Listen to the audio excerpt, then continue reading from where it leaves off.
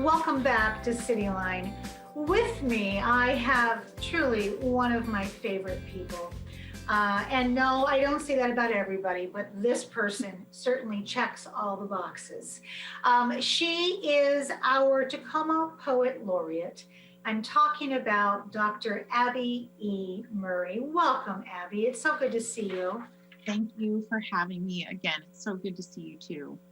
Well, I can't have enough of you. And for people who don't know who you are, Abby, you are the 2019, 2021. Yes, it does span that time of Tacoma. You are Tacoma's Poet Laureate. So first off, before we get into what is a Poet Laureate, let's talk about why did you apply for this appointment?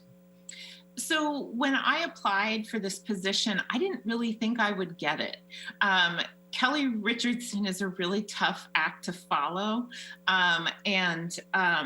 I'm a military spouse. I'm transient sort of by nature. And I don't know of any other military spouses of active duty service members who've been a poet laureate because it's such a regional honor. And so I didn't think that I would get it. And I think that actually took away a lot of my fear of applying because I was like, I don't know if I'll even get it. So I'm just going to throw my name in the hat. And that was kind of why I applied. And also because, the opportunities for the Poet Laureate look a lot like what I do day to day anyway. So that was why I applied. So obviously they saw a good thing and you were awarded the Poet Laureate. So Abby, let's talk about how would you describe your experience? The experience of being Poet Laureate has been, it sounds corny, but it has been, the honor of a lifetime, really. It's been a real gift. I think all poets and all writers can give back to their community no matter where they are or who recognizes them or what awards they win. Writers and artists are already serving. But the fact that I got to do so with added support from the city and recognition from a whole city, that is something that it's hard to describe. It's something that I feel, I guess, and something that I will take with me to every other city where I end up living. We're going to talk more about what you're up to in a couple of months and what your life is like. When you think about your time as Poet Laureate, and it's not over yet, but we're kind of winding down here, Abby, what are you most proud of? I am most proud of, when you first asked me that, I thought, I'm so proud of Tacoma. I didn't think necessarily of something that I did, but I'm so proud of Tacoma and the artists, the poets in Tacoma, who, when COVID really changed everything that we expected to do for this past year, and that we kept doing the work. We never faltered. We never, we're seeing what's happening. We're taking a hard look. We're being critical, and we're being creative, and we're being supportive. We're being encouraging of one another. And in some ways, the community of writers and artists in Tacoma have gotten even closer than they were before 2020. So I'm most proud of Tacoma. I'm also really proud of the anthology of poems that I published under Collateral, the literary journal that I run. And this anthology of poems is written by undocumented detained youth in Pierce County. And that has been really, really wonderful to see these poems published and to remember the looks on the poets' faces when we said, we want to publish these, and they were so excited to have their poems leave the fences and the concrete walls. I love that. And when you think about, as you mentioned, COVID and what it did to the community, how did COVID perhaps prevent you from doing some things that you wanted? Yeah, so It sounds really simple, but like for all of my workshops, I don't even know how long I've been doing this. I bake for every workshop. Every workshop that I go to at a library, at a veteran center, on post, off post, I always bake something. And to not be able to feed people while we're also enjoying writing and listening to each other was really, it was kind of painful for me not to be able to do that. So I have missed feeding people in a very simple, plain way. That's been hard. Well, I think you've made up for it because you've fed us in other ways, my dear. Tacoma Poet Laureate, the applications are open now for our next Poet Laureate. What advice do you have for poets considering this appointment? So my best advice to poets who are considering this is to think, like, I know that a lot of poets and artists in our community are really stressed right now, that they have a lot of responsibilities. A lot of us have day jobs, other jobs, family obligations. And so the application can seem like another thing that you might be adding to your life. And my advice to those poets is to consider the application as support for the work that you're probably already doing in your community. A lot of poets are already teaching workshops, they're already showing up, they're sharing their work, they're publishing their work, they're publishing the work of other writers. So think about the application as a way to support the work that you're already doing in the community rather than adding on another layer of projects. That's kind of my big piece of advice to applicants. That's all encompassing. That's really, it's wonderful. Abby, as I've gotten to know you, you have so many strengths. You are a military partner. You are a mom. You're a poet laureate. You're a published author. And amidst all of this, you're in the process of moving right now.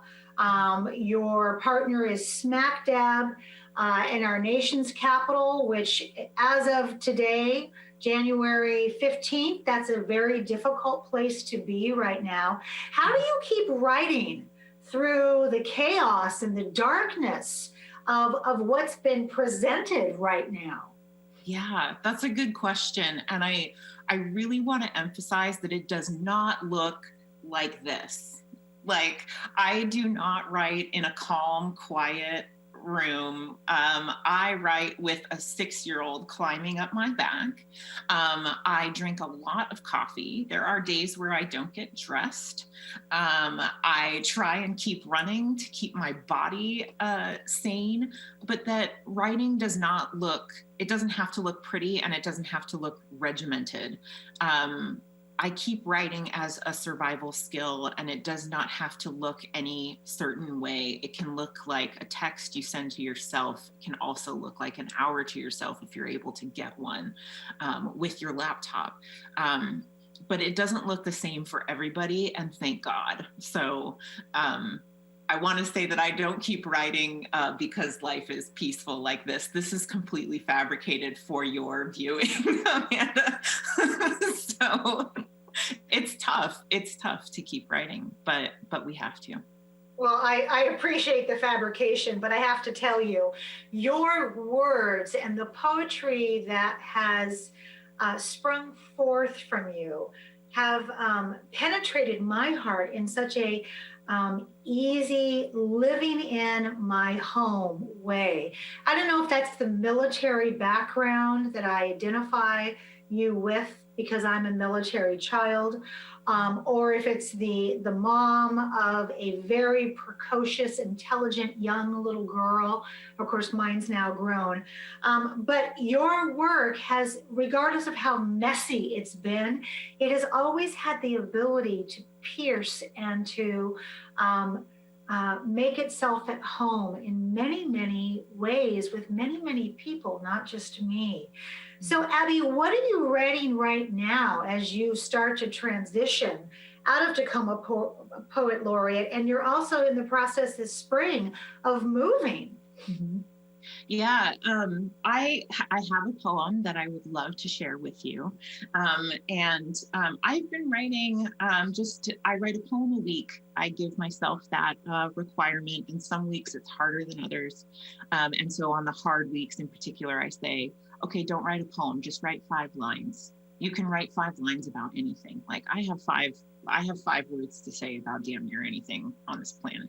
So, but I've been writing about poetry. One of my dear mentors, Marvin Bell, passed away recently in December. And so I've been thinking a lot about myself as a poet and what it means to be a poet and what it means to be a teacher of poetry. Can you teach poetry? Is there a difference between anyone and a poet? So that's what I've been thinking about a lot lately. And so I wrote this poem yesterday. So it's nice and raw for you. And this is grappling with all that I don't know about poetry. This is called I Don't Know Anything. These are the words I climb into some nights and wear like an enormous sweater. I don't know anything, but remember how it feels to be certain. In my 20s, I made up rules for knowing the way my teachers did. This is how a person makes good bread, writes good poems, raises a good child. I had students of my own and gave them what I thought was the root of knowing how to make good bread, good poems, and people. We took our time, patient as oracles, but dense as peaches, while the world grew around us, beloved and indecipherable.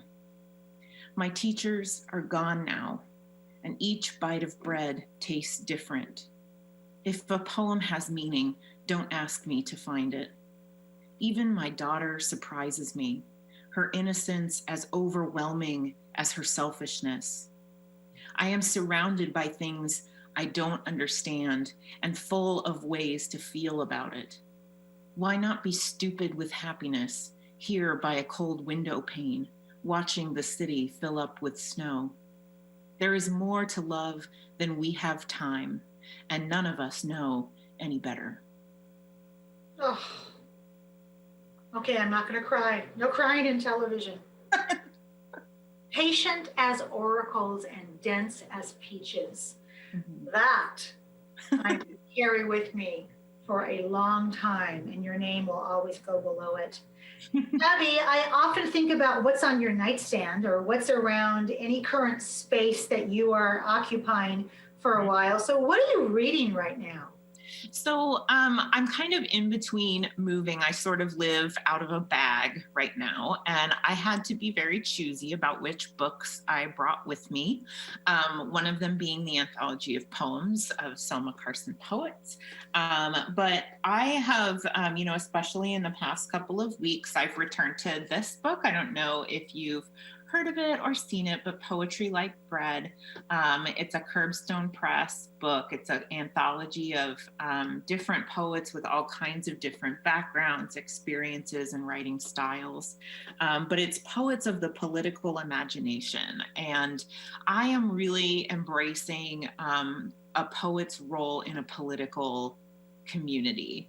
I think I've heard a lot of people say no politics, then, I don't want politics, as if it's something we can opt out of, and it's really not.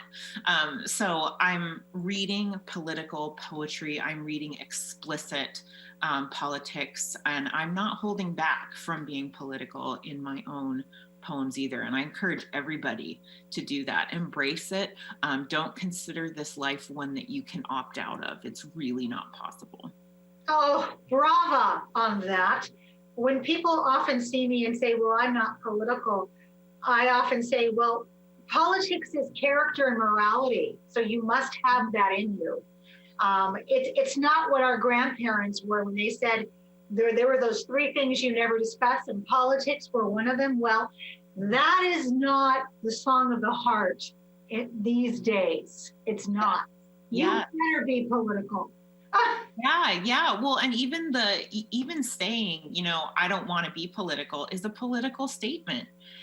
So you can say it all you want, but you may as well embrace it because there's a lot of work to be done, and there is no such thing as opting out of the political sphere.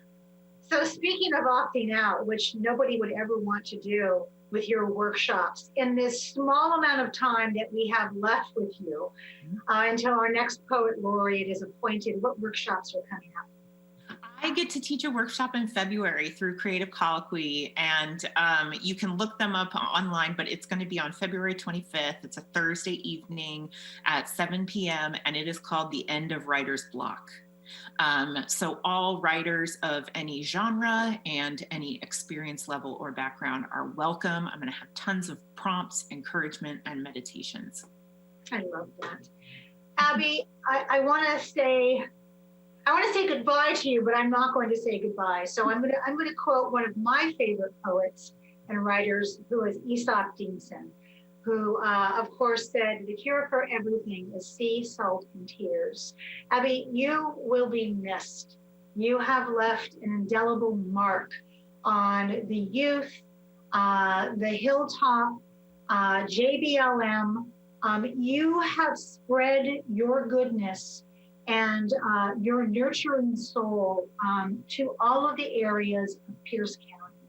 And I am not the only one who is going to miss you and wants to say how much we love you and thank you so much for all the grace and all of the tenderness that you have shared with us with your verbal words and your written words. With that being said, on behalf of TV Tacoma, thank you so, so very much. Thank you guys so much. Thank you for your ongoing support. I've loved checking in every couple of months, sharing new poems with you. So you're the first person to hear that poem. So it's just, thank you for trusting me and for helping to share all the work poets are doing in Tacoma. Well, it's been our pleasure, dear Abby, and give our best to that wonderful May as well, right? I will. Well, we have the Corinne Candy World Orchestra coming up. He is going to talk with us about how they are managing during COVID, and also we'll get to hear some Corinne Candy music. So if you don't want to miss that, we'll be right back.